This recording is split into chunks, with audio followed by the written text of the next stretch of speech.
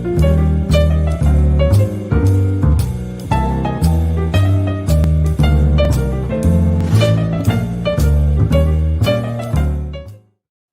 good afternoon, everybody, and welcome.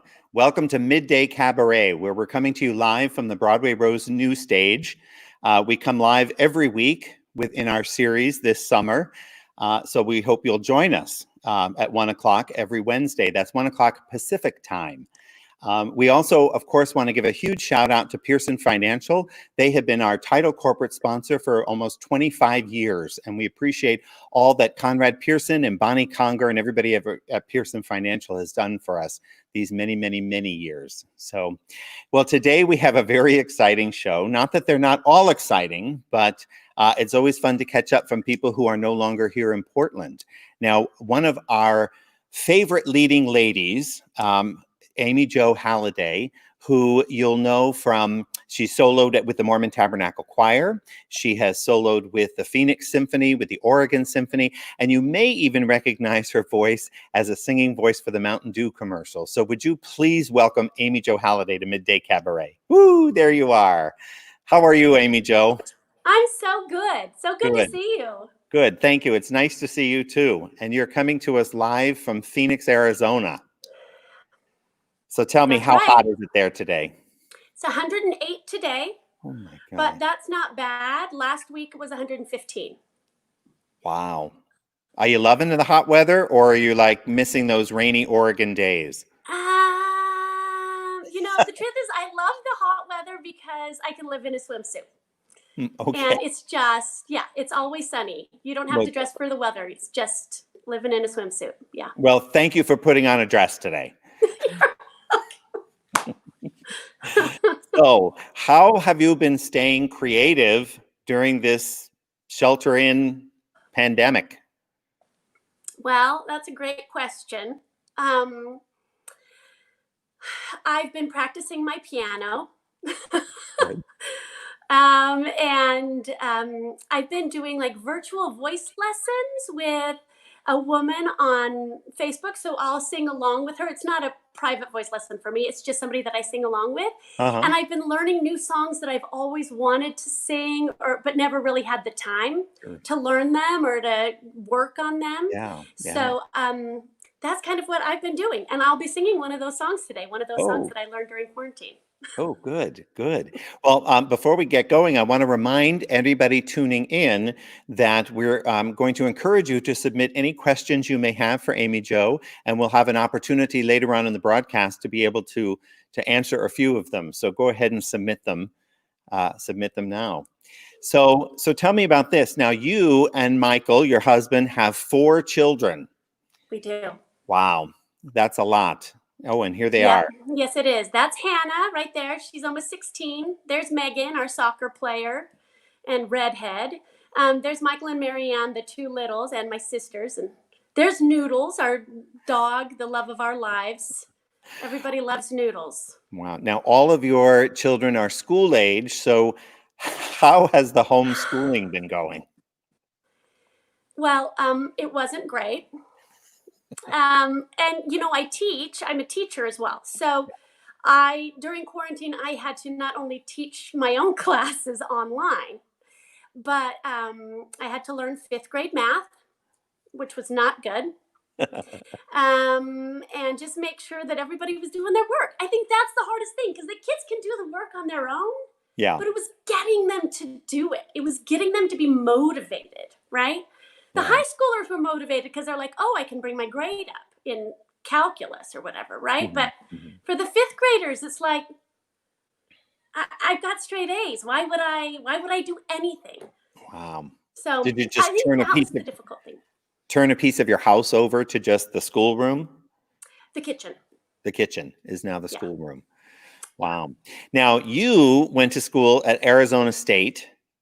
But you didn't finish in the 4 years because you went and auditioned in Los Angeles and were cast as Christine in Phantom of the Opera in the national tour, and then went on the road. Tell us a little bit about how that came about. I was in my sophomore year. No, that's a lie. I was in my junior year at ASU. studying musical theater. And I saw, when backstage was a paper that you got, I saw them backstage that they were having a cattle call for Phantom of the Opera. And I was like, I can do that. I can sing that. So I talked my dad into taking me to LA because it's a 6-hour drive from here, 7-hour drive. And so he drove down with me to LA and waited in the car while I stood in line and waited to get in. And I wasn't equity. I was nothing. I had college credits and a couple of local community theaters on my resume, right? So they didn't see me for several hours. And when I got in, I sang for them and they cut me off in the middle, thank you, just like you hear, thank you. And then they gave me a script to take out and to learn. And that's when I knew that's when I got excited because I hadn't seen anybody else come out with a script. So my dad sat in the car and memorized lines with me. And then when I was ready, I went back in, read for them. After that, they flew me to New York and the rest is history. Yeah. Wow. So that was like your first audition. La, la, la, la, la. Yeah, la, la, la, la, la. Yeah, Wow. and there's something to be said about really not knowing what you're doing, right? I mean, I had no preconceived expectations or notions about what this was supposed to be. I just went in there and sang, right? Wow. And during that time, you got married during that. At some point in those 2 years on the road, you got married, and then Michael traveled with you. Yes, that's right. I think it was the last 3 months he traveled with me. He would drive me from city to city. He would fly into wherever I was, and then he would drive me from city to city. And then we got married, and then the last 3 months he came out on the road with me, and he sold programs and merchandise in the lobby. Wow. And he also played on the Phantom softball team, and they were very happy to have him. Yes, they had a ringer. Yeah. And then you finished school after the tour. Did you go back and finish your degree there? Yes. After tour, finishing school was really important to me. So I went back to ASU and finished my undergraduate and was happy to do so. And Michael was going to school at the same time, so we were both at ASU. Yeah. Wow. Well, I'm going to ask, since this is a cabaret, if you would please, we're looking forward to having you sing. So set up this first song you're going to do for us. Yeah, this is Grand Night for Singing from State Fair. It's just one of my favorite songs to sing, and it's easy and fun and lovely, and I thought everybody would enjoy it. Oh, and before I start, I'm so sorry. My accompanist is Jen Crandall, my sister-in-law and fantastic accompanist, and I'm so happy that she's here. Anyway, I don't know if you can't see her. Okay, here we go.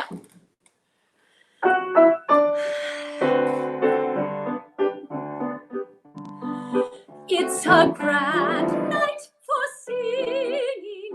The moon is flying high, and somewhere a bird who is bound to be heard is throbbing his heart at the sky.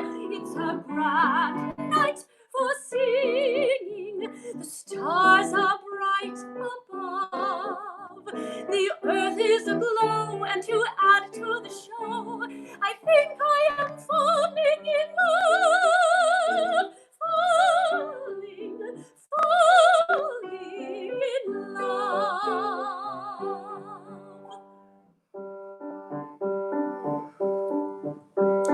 Maybe it's more than the moon.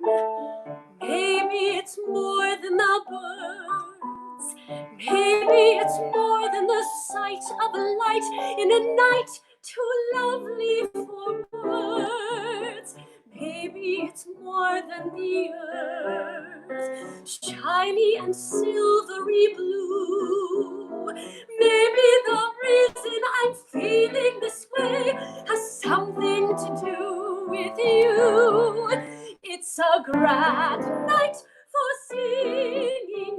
The stars are bright above. The earth is aglow, and to to the show.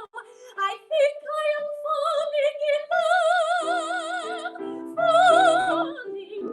Falling in love.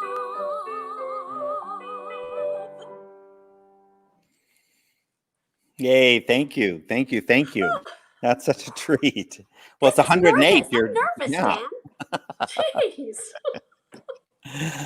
So you first came to us. I know that you and Michael moved down to the Salem area for he attended Willamette for law school. And then we first met you actually in 2004.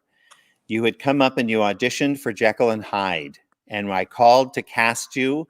And when that infamous call happened, you let us know that you were in fact probably pregnant with your oldest one now.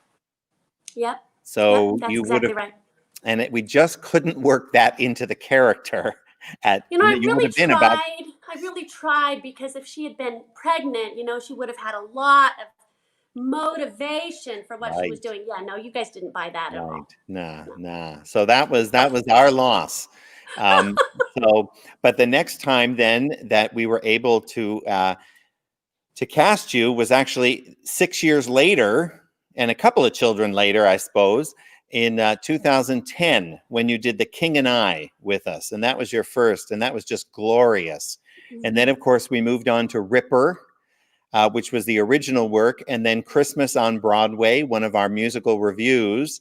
Lucky Stiff was another one, and of course, Cats. And Cats was one of our biggest shows. And so tell me what it was like to have the responsibility of having to sing Memory, the song that everybody knows. Everybody knows Grizabella and that song. Did it weigh heavily, or did you even think about it?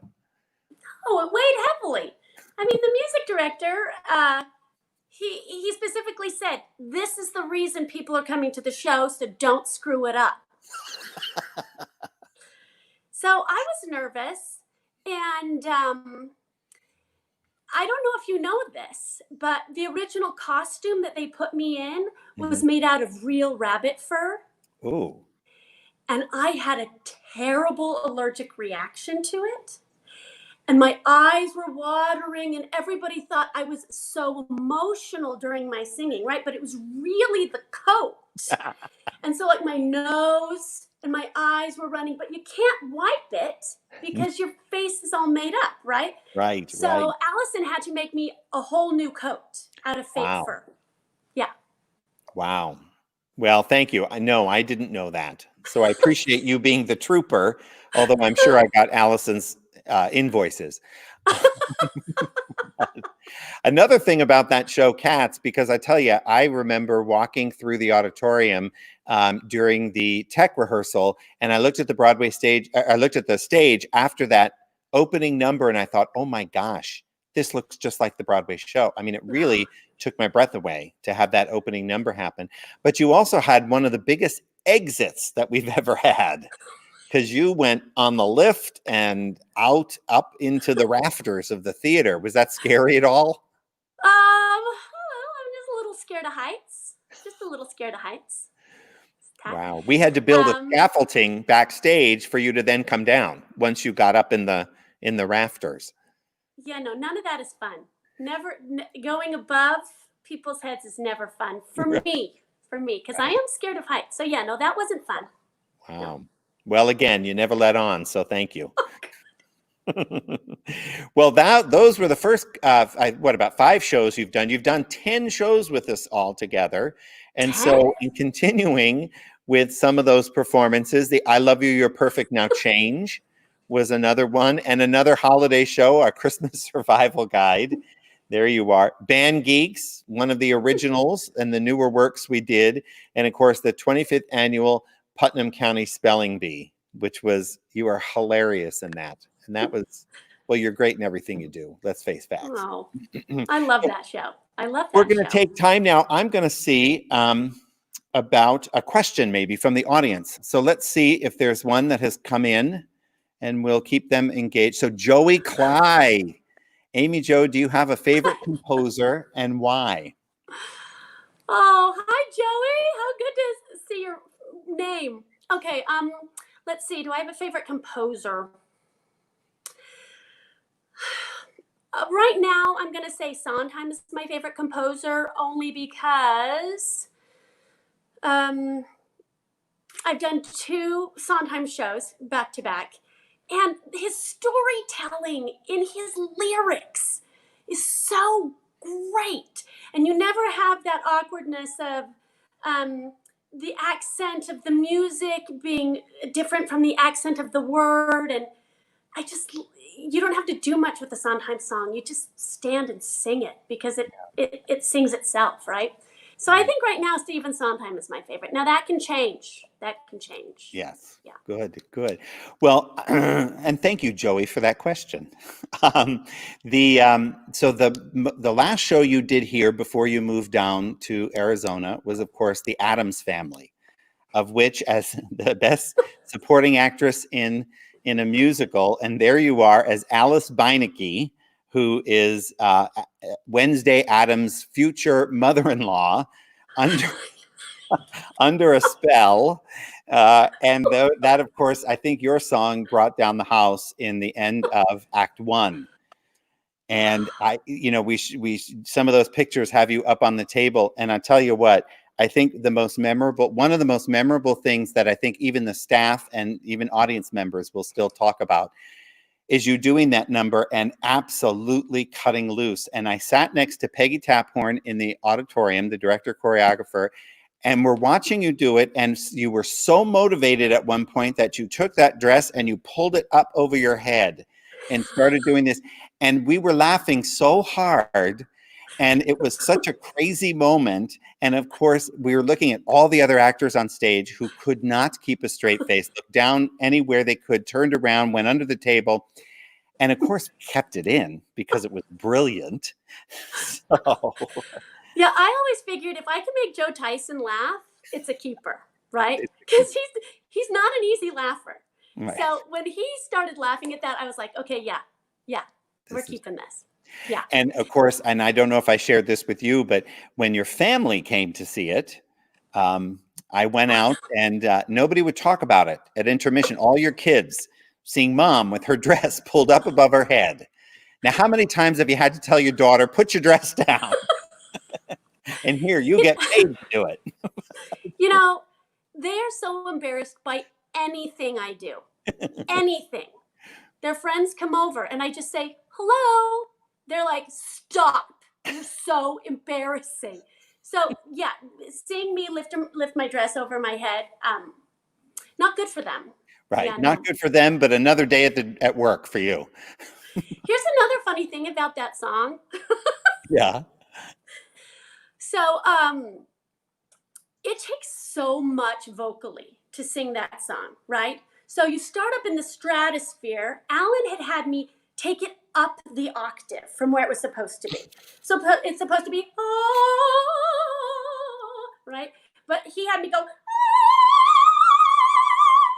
right? So it was like the stratosphere to like low, wave down low, and then everything belty, right? So at the end of the song, I am so exhausted and I just collapse on the table. And I think every single show, I wet my pants. I just gave it all and then let it go. And then let it go. Well, as one that does the cast laundry, and whoever had to wipe the table, the glorious crew that just stood by and said, thank you, exit the stage, please. And never, they probably talked about it behind my back, but never to my face. Love them. Well, it was a set rental and we sent it back at the end of the run. Hey, how about another song? Yeah. Okay, set it up for us. Okay, so this is one of those songs that I learned during quarantine because I love it so much. It's called Me and the Sky. It's from a show called Come From Away. And Come From Away is a story of an airplane full of people and what happened to them after 9/11 and where they landed and what they did with their lives. And this is a song telling a little bit about the pilot from the plane.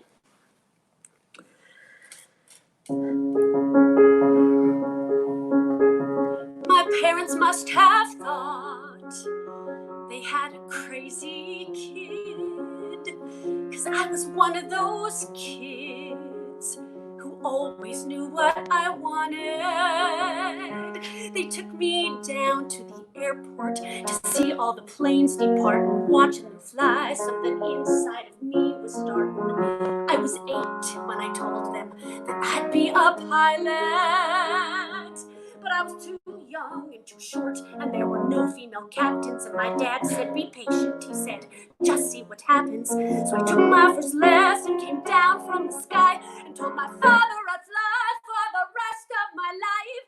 And I got my first job flying for a mortician in a tiny Bonanza, just the corpse and me. $5 an hour for flying dead bodies. I had to climb over their faces just to get to my seat. And suddenly the wheels lift off, the ground is falling backwards. I am suddenly alive. Suddenly I'm in the cockpit. Suddenly everything's changed.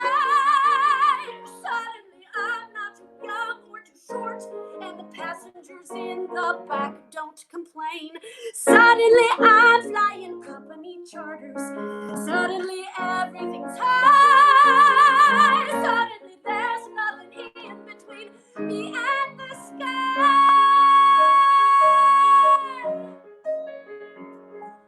American Airlines had the prettiest planes, so I applied as a flight engineer. But the World War II pilots, they all complained. They said girls shouldn't be in the cockpit. Hey lady, hey baby, hey, why don't you grab us a drink? And the flight attendants weren't my friends back then, and they said, are you better than us, do you think? But I kept getting hired, and the World War II crew, they retired, and the girls all thought much higher of me. 1986, the first female American captain in history. Suddenly I'm in the cockpit. Suddenly I've got my wings. Suddenly all of those protesting me, well, they can get their own drinks. Suddenly nobody's saying stay grounded, looking down, passing them by. Suddenly there's nothing in between me and the sky.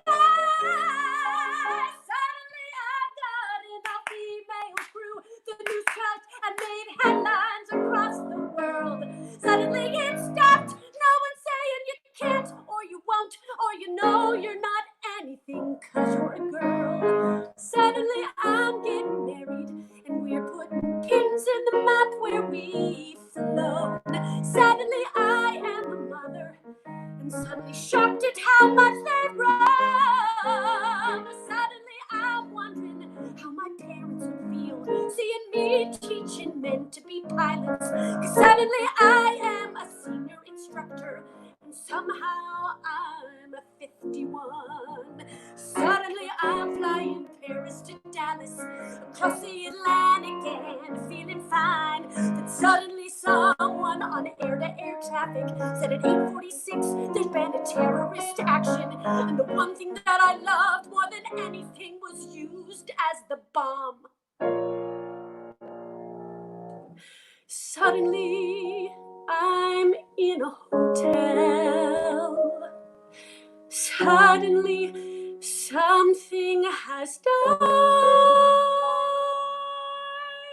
Suddenly there's something in between me and the sky.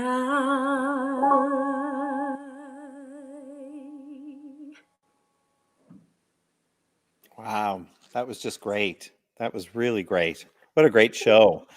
I think your time well spent during this shut-in by learning that song. So thank you. Yeah. Now, you've been down in Arizona for 2 years since you moved here, moved from Oregon. And how have you been keeping busy down there during these 2 years, performing? Well, I've been teaching, but yes, I've been performing. So the picture you're seeing now is Next to Normal. And then there's me as oh my gosh, what's her name from Sweeney Todd, Mrs. Lovett. And then this is Sondheim on Sondheim at Phoenix Theater. Yeah. Yeah. Mrs. Lovett.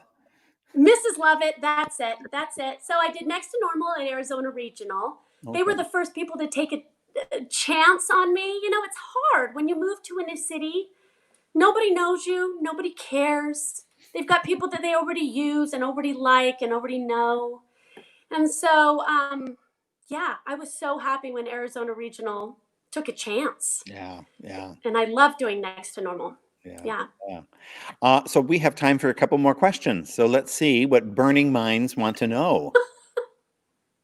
And this is from Nancy Arrington Brown. What is your dream role? Oh, well, it changes, right? It changes as I age. My dream role used to be Eliza, but I've never gotten to do that. And my time is gone. My time is past. Well, I guess depending on the size of the house, right, Dan? True. The Hollywood Bowl, you still may be able to do it. Oh, man. Let's see. So my dream role right now is to play Francesca in Bridges of Madison County. Okay. That's really what I would love to do that. Yeah. Great. How about another question? Let's see. Okay. Amy, what has been your favorite costume? Oh. Okay, I got to go with a Broadway Rose show on this. Okay. So my costumes for Ripper were amazing. Yeah. I mean, it was a new show, right? Never been done. So you guys created this idea, right? And all of those 18th century costumes are so beautiful and so flattering. But man, like the tights that I got to wear that were lace, the high boots and the corset with the fluffy thing out the back and the little hats. Yeah.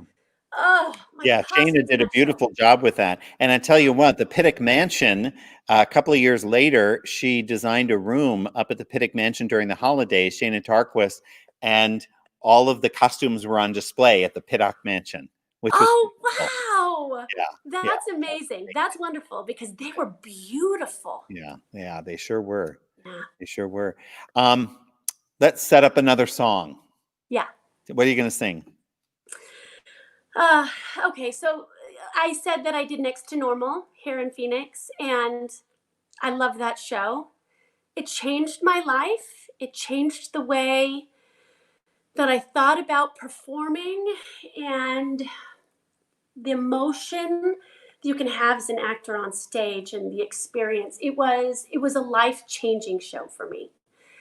And so I'm going to do something from that. I'm just going to do I Miss the Mountains, which is Next to Normal is about a woman who is bipolar, and she's gone to the doctor. She's started this cycle of medication that has evened her out. And this song is all about how she misses the ups and the downs, and she misses feeling. And at the end of this song, she decides that she's done with the medication and that she's just going to live her life as she is. So this is I Miss the Mountains.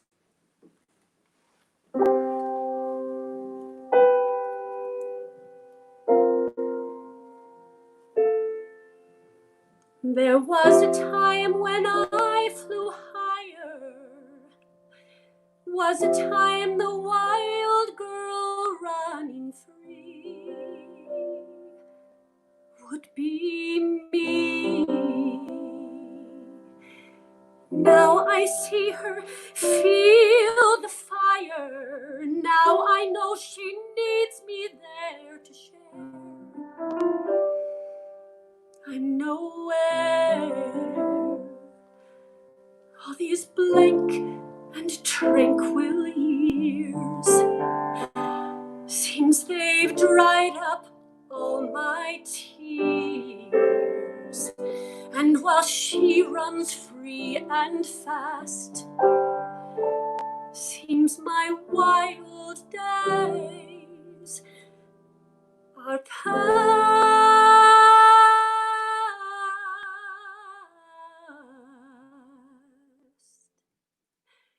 But I miss the mountains.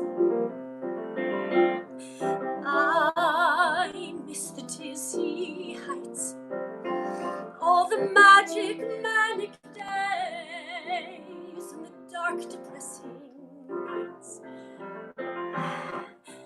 I miss the mountains. I miss the highs and lows, always climbing, always falling, all the while the wild wind blows, stinging you with snow and soaking you with rain. I miss the mountains. Woo! Hold on just a second. I'll just keep going like this. I miss the pain.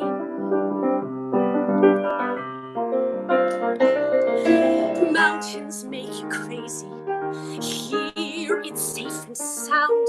My mind is somewhere hazy, but my feet are on the ground. Everything is balanced here and on an even keel. Everything is perfect. Nothing's real. Nothing's real. And I miss the mountains. I miss the lonely climb, wandering through the wilderness and spending all my time where the air is clear and cuts you like a knife. I miss the mountains. I miss the mountains. I miss my life.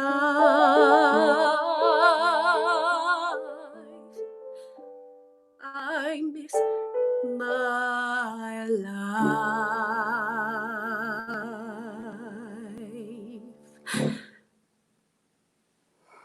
Wow. What a powerful song. Thank you. And Yeah. thank you. And ever the professional, you just grab the camera and you keep going. Oh, Dan. We knew that would happen. We knew it had to be something. We weren't going to get away scot-free. Well, Amy Jo, it has been such a delight to catch up with you. All it has done was make me miss you even more. Here at the Broadway Rose, we're anticipating the time when you make a triumphant return to our stage. We look forward to it. Please have me back. Please, I would love to come any summer. Any summer, have me back for the summer.